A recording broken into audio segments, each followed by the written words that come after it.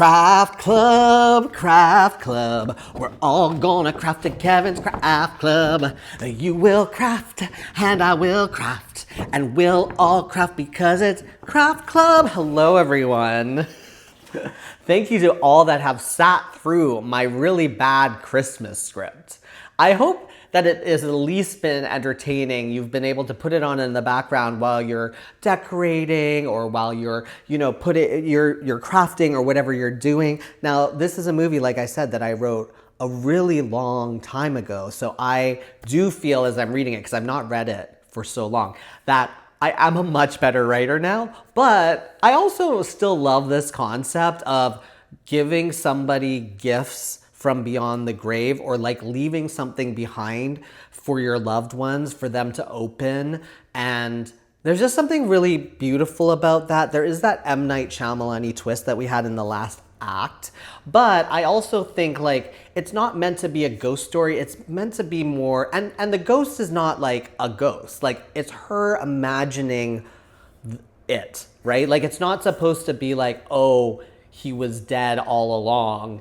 It was like he was never there, and she also knew that. She was just imagining that relationship.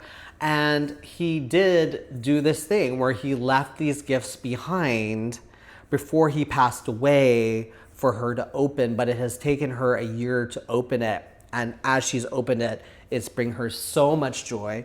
She is at the cabin. Tracy has walked in. We realize that Ben was never there. Tracy is concerned for her mother. But Tracy also wants to make sure that the Christmas tradition of Betty's Pie Shop being open will continue for another year. So Mike and Ricky are having it out, making the pies.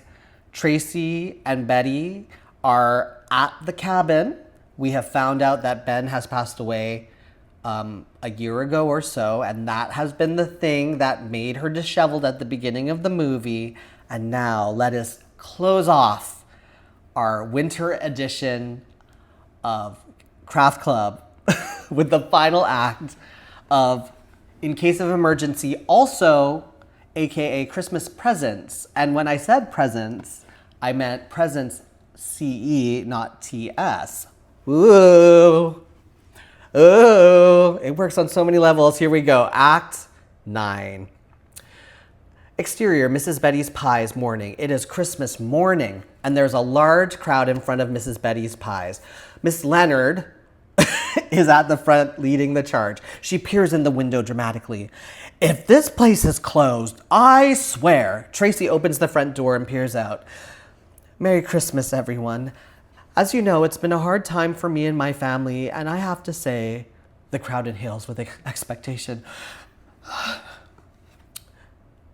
that we are happy to continue with our Christmas tradition. Miss Leonard, does that mean there are pies? Yes, the store is open. The crowd cheers. Tracy opens the door and everyone files in excitedly. She greets everyone as they pass by her. Interior, Mrs. Betty's Pies, storeroom, continuous. The store is decorated with hundreds of Christmas lights and decorations. The people gasp excitedly as they enter. Some people browse at the pie section, others sit at the tables. Ricky and Mike come out in aprons looking tired but happy. They start to greet the people at the tables. They shake their hands and take their orders. Tracy heads to the counter and starts to ring people up. Betty emerges from the kitchen in an apron. She looks tired and disheveled, but somewhat happy. She holds her camera and starts to take pictures of the smiling families. She approaches Tracy. Well, this place is busy, now isn't it? I told you a lot of people would have been disappointed if there were no pies here this morning. It's Christmas tradition, Mother. Well, thanks to Ricky and Mike, they did most of the work. Betty and Tracy look over. Mike and Ricky joke with each other playfully. It worked. At least they seem to be getting along now. Thank goodness. Just in time for you to head back to Chicago. Actually, you know what, Mother? I think we're gonna stay. If that's okay, help out with the store. Are you sure? Very sure. Tracy leaves the counter and heads over to Mike and Ricky. Mike greets her. I'm getting the hang of this pie stuff. Maybe I'll quit my day job and become a pie maker. Ricky, we aren't hiring, but if you'd like to leave a resume, we can contact you when a position is available. Oh, I wasn't aware that you were the boss. I thought you were just the hired help. Ouch. Tracy takes Mike by the hand. She looks at him seriously. Uh-oh. Am I in trouble? Were the pie crust not pretty enough? Because Ricky was the one who taught me how to do the lattice thing. I'm ready. Ready? To get married. Ricky gasps. Are you sure? But. That was Ricky. He's flamboyant.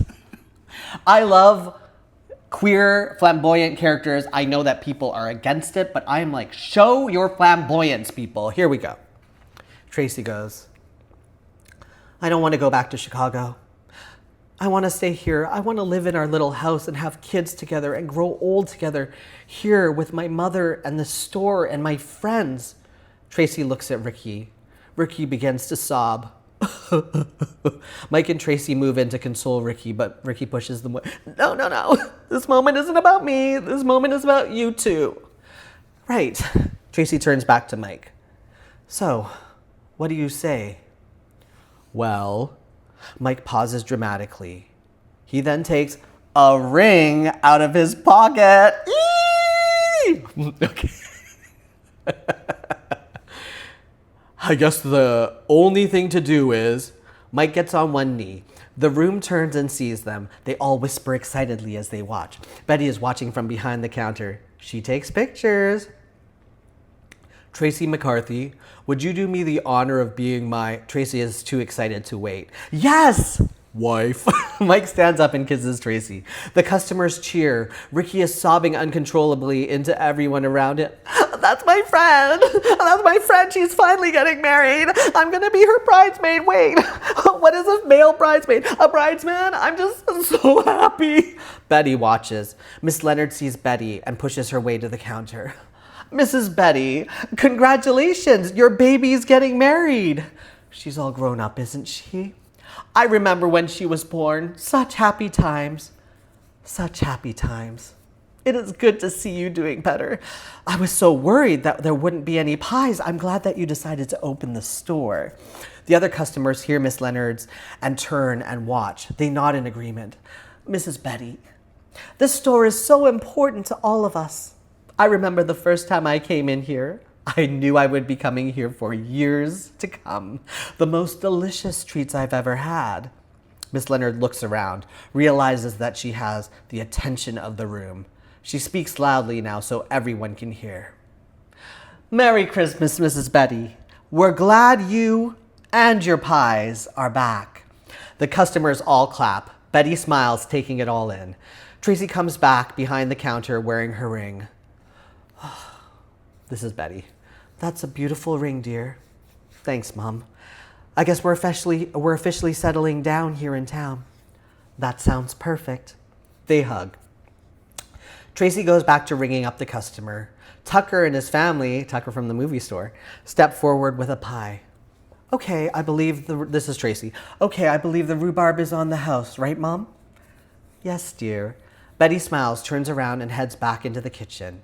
Interior, Mrs. Betty's pies, kitchen continuous. Betty enters the kitchen. She puts down her camera.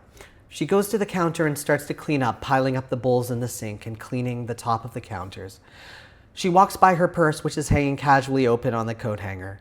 A glint of light catches her eyes as she passes, and she sees the final present in her purse. She stops what she's doing and heads over. She takes out the final present and holds it, contemplating. Ben, the ghost, appears behind her.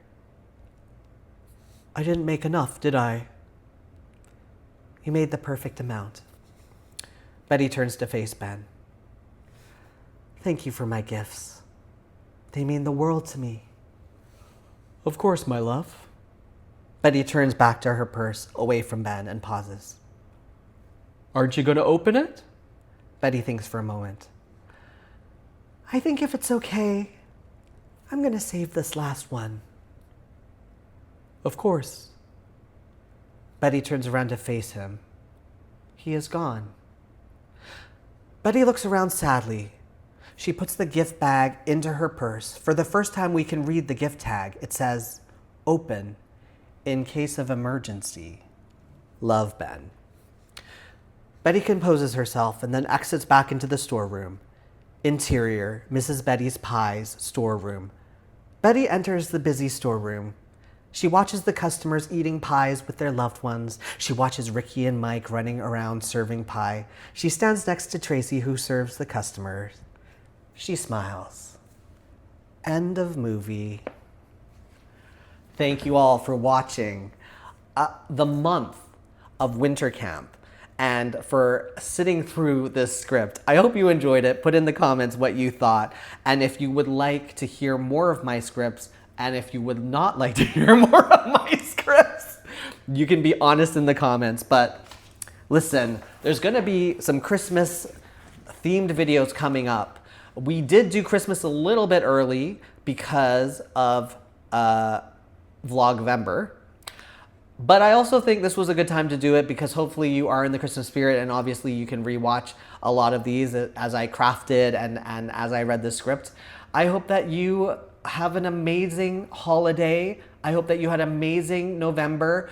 And December is just gonna be the best. So thank you to all of you for listening and tuning in for another episode of Craft Club, Craft Club. We're all gonna craft at Kevin's Craft Club. Winter edition. You will craft and I will craft and we'll all craft because it's Craft Club.